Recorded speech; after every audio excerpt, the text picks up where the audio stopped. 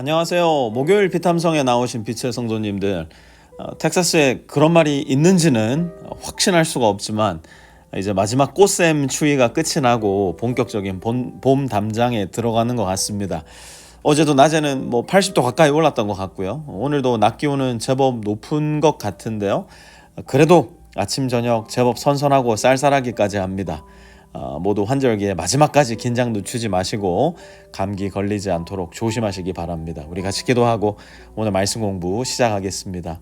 좋으신 하나님, 우리에게 복을 주시고 우리가 이 세상에 복이 되게 하신 지혜의 하나님, 오늘 말씀 가운데서도 우리를 향해 말씀하시는 하나님의 복된 음성을 듣게 하여 주시고 이 말씀 가운데 얼마나 크고 위대하신 하나님의 사랑이 깃들어 있는지 우리가 깨닫고 그 크신 사랑 안에서 마음껏 뛰놀며 즐거워하고 기뻐할 수 있는 우리 성도들이 되게 하여 주십시오. 오늘 말씀 공부하다가 마음에 근심과 걱정이 있는 사람들, 그 마음의 근심과 걱정 눈 녹듯 사라지게 하여 주시고, 말씀을 묵상하다가 우리 인생 속 뿌리 깊이 박혀있던 죄의 문제가 해결되게 하여 주시고, 말씀에 순종하며 살다가 우리의 습관 속에 단단한 모처럼 박혀있던 거짓되고 불결한 모든 상처들 씻겨져 나가게 하여 주십시오. 예수님의 이름으로 기도합니다. 아멘. 오늘은 마태복음 5장 4절 말씀 한 절 공부해 볼 텐데요. 먼저 이 한 절의 말씀 여러분 말씀 노트 왼편에 기록해 보시고요. 오늘 말씀도 짧죠? 최소한 기록한 말씀 5번 이상씩 읽으시면서 오늘도 각자의 방법으로 쓰고 그리고 각종 표시해 가면서 개인 묵상 시작하도록 하겠습니다.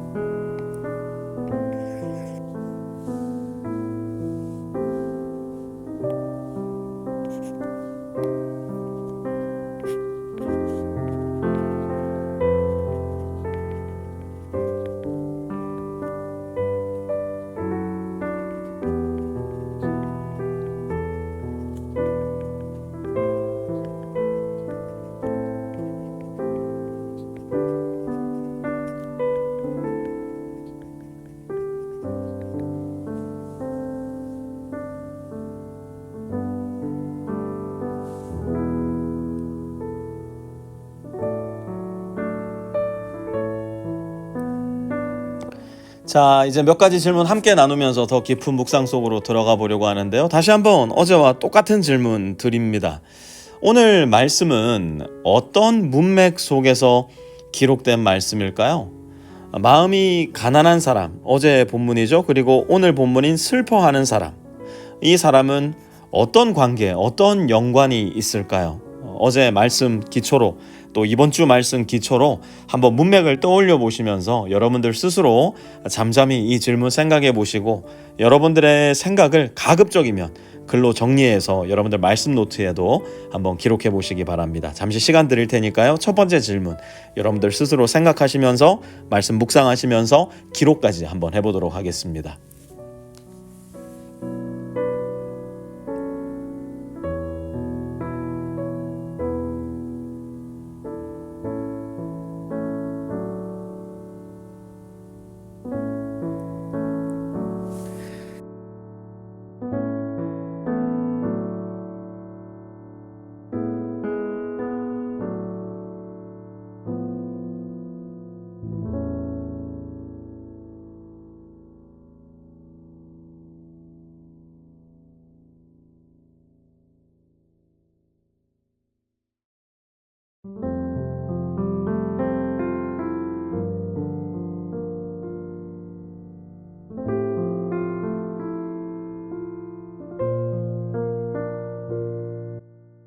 산상수훈의 모든 말씀은 차곡차곡 쌓아서 올라가는 큰 건물, 거대한 건축 구조와도 같습니다.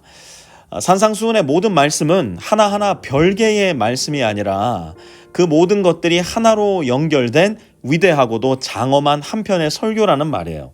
그건 이번 주와 다음 주에 걸쳐 공부하게 될 팔복도 마찬가지인데요. 어제 등장한 마음이 가난한 사람, 그죠? 오늘 등장하는 슬퍼하는 사람, 이 두 종류의 사람도 순차적으로 연결이 되어 있고요. 논리적으로도 연결이 되어 있습니다. 자, 그러면 다시 한번 어제 본문 떠올려 보세요. 마음이 가난한 사람, 이 사람 어떤 사람이라고요? 내 스스로를 구원할 수 있다고요? 없다고요? 구원할 수 없는 사람이에요. 그러니 절망적인 상태에 있는 사람. 예수님이 와주시지 않고서는 절대로 행복해질 방법이 없는 절체절명의 위기 가운데 있는 사람. 그런데 오히려 그렇게 자기 자신의 실존을 알고 예수님, 난 주님이 너무너무 필요합니다. 주님 말고는 제게 일절의 소망도 희망도 없습니다. 주님은 그런 사람을 위해 이 세상에 오셨으니까 그런 사람에게 뭐가 있다고요? 역설적이게도 복이 있다 말씀하셨어요. 왜? 그런 사람에게야말로 천국이 어떻게 한다고요? 오시니까. 주님이 오시니까. 그런데 이런 사람, 마음이 가난해서 절대로 스스로를 구원할 수 없어 예수님만을 바라야 되는 사람은 자동적으로 어떤 사람으로 연결되냐? 오늘 본문에 슬퍼하는 사람으로 연결될 수밖에 없다는 거예요. 여기서 두 번째 질문입니다. 예수님께서 슬퍼하는 사람이라고 말씀하실 때 이 슬퍼하는 사람, 도대체 무엇 때문에 슬퍼하는 사람일까요? 이 질문 역시도 어제 본문과 연결해서 살펴보셔야 할 텐데요. 마음이 가난한 사람, 슬퍼하는 사람, 이 두 개의 특성을 연결해서 보시면 이 문맥 안에서 슬퍼하는 사람은 도대체 무엇으로 슬퍼하는 사람일까 조금 더 구체적으로 떠오르지 않을까 싶은 생각이 들어요. 다시 한번 시간 드릴 테니까요. 스스로 한번 생각해 보시고 이번에도 가급적 여러분들의 묵상 내용을 한번 기록해 보시기 바랍니다. 슬퍼하는 사람은 무엇 때문에 슬퍼하는 것일까?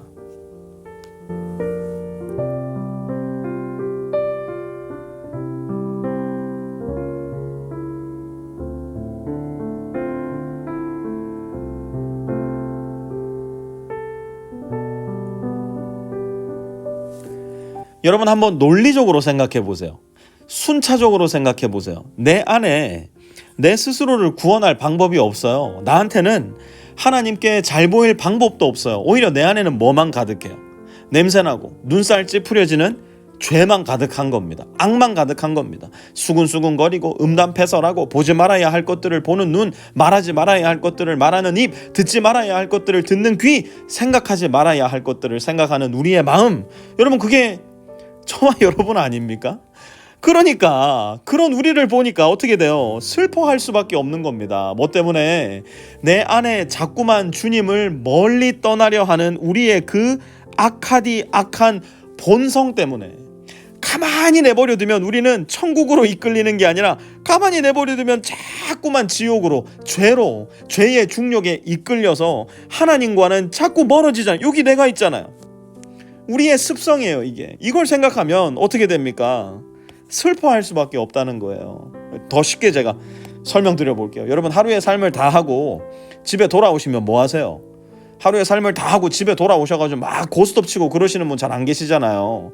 집에 돌아오면 뭐부터 합니까? 샤워하는 분도 계시고 세수하시는 분도 계시고 손 닦는 분도 계시잖아요. 그런데 샤워가 됐든 세수가 됐든 그렇게 씻는 일을 한 일주일 동안 일체 안 했다고 한번 생각해 보자고요.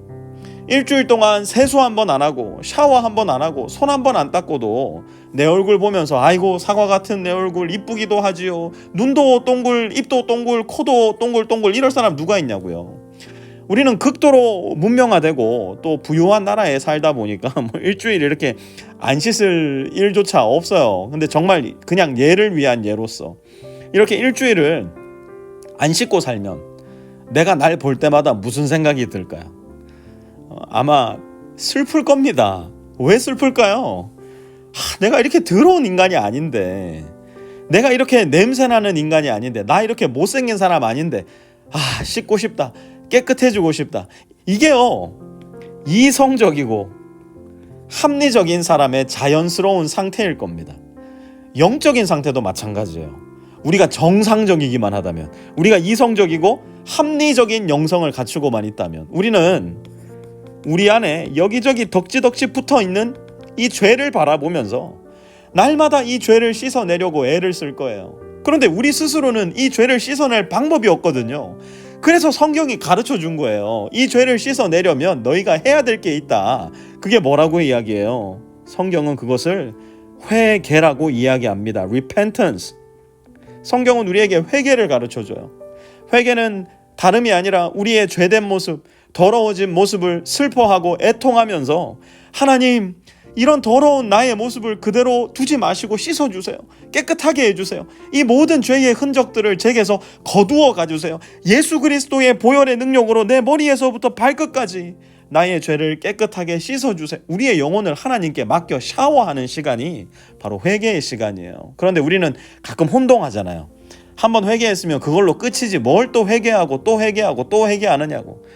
흔히 구원파라는 이단이 가르치는 거짓 교리가 그런 거죠. 한번 회개했으면 그걸로 끝났다. 영원히 회개할 필요가 없다. 이건요, 성경이 말씀하는 인간의 죄성, 이 진리의 교리를 완전히 무시한 어리석은 가르침에 불과합니다. 여러분, 우리는 하나님의 은혜로 말미암아 믿음으로 구원받았지만 여전히 죄를 짓습니까? 안 짓습니까? 여기서 난 한번 회개한 죄는 다시는 안 짓습니다 생각하시는 분들, 다시 3절 말씀으로 돌아가셔야 돼요. 만약 내가 한번 회개한 죄는 다시는 안 짓는다 생각한다면 나는 내 스스로가 초인이 되어버린 겁니다. 슈퍼맨이 되어버린 거예요. 내 스스로 부유한 사람이 된 겁니다. 나는 내 안에서 내 스스로를 구원할 수 있는 힘과 능력이 있는 정능자.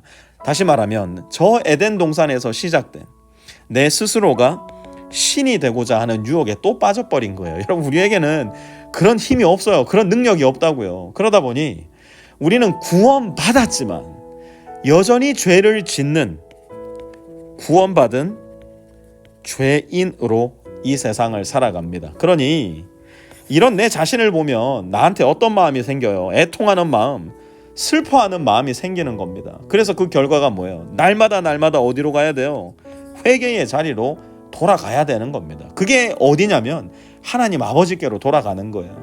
옛날 어거스틴이라는 위대한 신학자는 그래서 오 복된 죄요, 죄를 보고 복되다 말하기도 했어요. 왜? 죄 자체가 복되다는 게 아니라 이놈의 죄 때문에 자꾸만 하나님께로 돌아가야 되니까, 죄가 있어서 여전히 날마다 하나님께로 돌아가야 되는 게 바로 저와 여러분의 모습이니까, 그렇게 나의 죄를 애통하며 슬퍼하며 하나님께 돌아갈 때 우리 주님 어떻게 하신대요? 야야야야야, 너 또 죄 졌어?